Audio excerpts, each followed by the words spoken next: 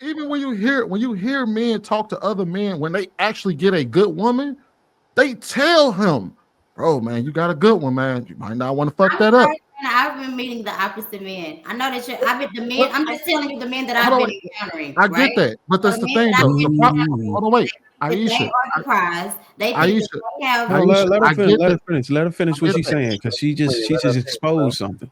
I She just get said that. something. Yeah.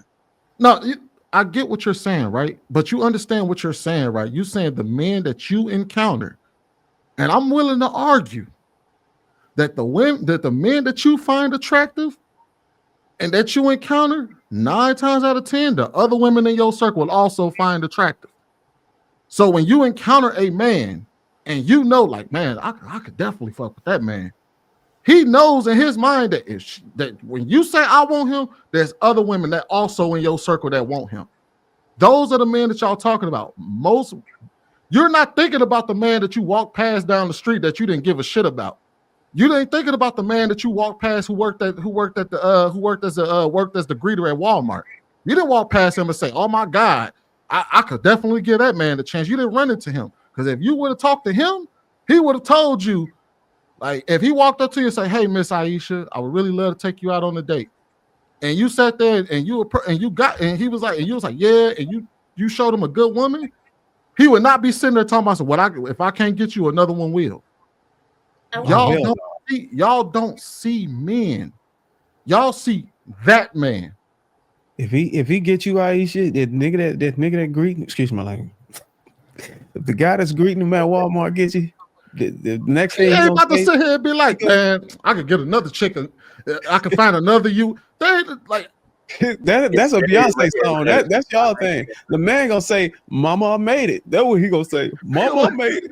what he Ameera. said, you, And that's the whole thing. Like females really don't understand that from a man's perspective. Like 80% of men are invisible.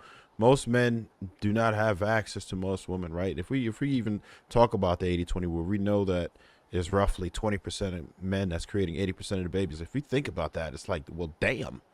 You have to understand that all these women are giving the same guys a chance, right? Those dudes that you like, those dudes that you notice, those dudes that you can actually see when you walk by, yeah, of course you're gonna be an asshole. You know why?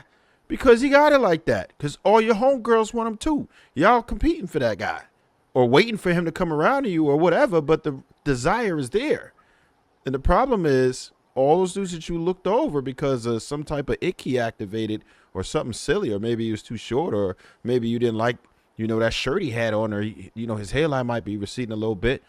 But guess what? That dude would have been a great husband. He would have been a great father to your children and all that. But y'all said F him because he didn't provide you with something superficial. And that's Because he had, crazy. because So, his belt Hey, wasn't y'all gotta right. let okay, Ameera Trev, go. Can Trev, Ameera talk, Hey, y'all?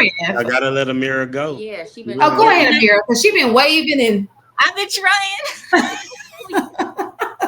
No, I wanted to respond a little bit to you guys because they made a really good point, Aisha. They made such a good point, and I know you started understanding it more that they started explaining it. You started understanding it, but the thing I wanted to point out was that when they were talking, I was thinking about how all the women are like, "Oh, I don't want to be single. I want to find this man." And I was thinking, as the men were talking, that the majority of women they don't have a reason to be single. If if it were true that women actually saw men, as Trev says, women don't see men. Men are invisible. They walk past them unless they have something shiny, something fast, or something rich. They don't see them. They just walk right past them. And the other thing is that that's why so many women believe that they have so many options. And the truth is, you have options for sex, but you don't have options for marriage because even though a woman, just like Aisha said, oh, when I go outside, so many men will talk to me and try to get me, yeah, they'll try to get you, but they're not really, the majority of them aren't trying to marry you and see you decently. The majority are just talking to you because maybe they see you're cute, or to say, oh, I think she's cute, I want to do stuff with her, but I'm not gonna keep her. And I think that's why a lot of women, when they treat men so disposably, is because they think, I can throw this one away and I just walk outside and another guy is trying to holler at me, but that guy is not going to marry you. He's not going to take care of you. That's I, my. So I oh, go ahead. That's exactly what my question was. If it's so many marriageable wives, then why are you single? If you're such a wife, why can't you find a husband? Because I'm saying that you believe, Aisha's perspective, you believe that men think that they have more options than they do. When that isn't even a problem. That's not even a probability to say that it's true, because the person that is hunting knows how many options are available to them. Now, the person that is getting hunted, you don't know how many. You recognize the ones that are coming after you, right? And so most men know, like what Sweeney's saying, who they can approach and who they can't. And when I think somebody had said this, the current thing is that women believe that they deserve a particular man that they really don't qualify for. For example, I would beg to differ that the majority of the women, of course, as Ricky says, there's nobody on the panel, believe that they deserve a man that makes money. They deserve a man that is already well put together, which means that he has money. They believe that he should already have the car, the things, the nice things that he's supposed to have already. They're not looking to be what God says you're supposed to be, is to be a helper. And you are to be a helper to get him to where he is supposed to be. And Proverbs 31:10 even says that it's hard to find a wife because she's more precious than rubies. And one of the things that women think that they are is a ruby but they're not. Because if you're a wife, then you would see men. But that's why fathers are important, humble dad, because the father is the one who tells the girl, this man's is not wanting you. He wanna. That's it. I'm not gonna say the words, but then the father is the one, and that's why I said father is so important, because in my case, we get married, and like we were talking, Aisha and Ty yesterday, we were talking about the mahar, and I told you that virgin women they can ask for anything for marriage. And during marriage, you can ask for 50 gold bars, and you'll get that. If you're not a virgin, you can ask for 50 gold bars, but you might get 50 quarters.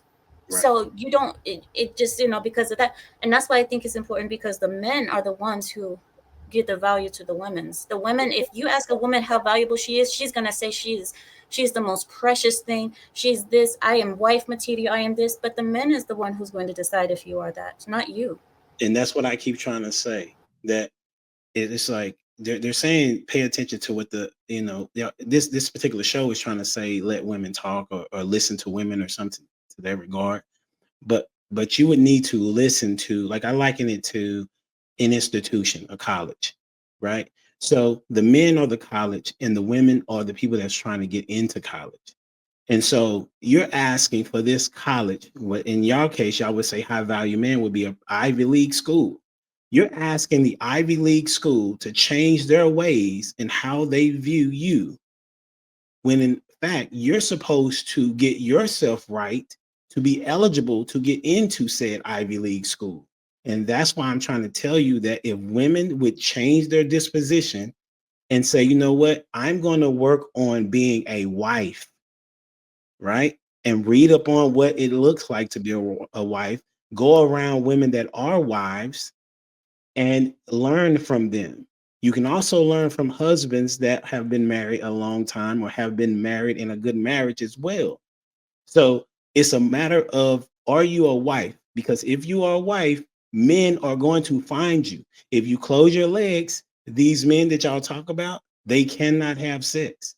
They won't think, this 20% won't think there are more of you out there, because you all have come together and said, listen, we are walking together as wives and we rocking as wives, and we ain't doing nothing that a wife would do.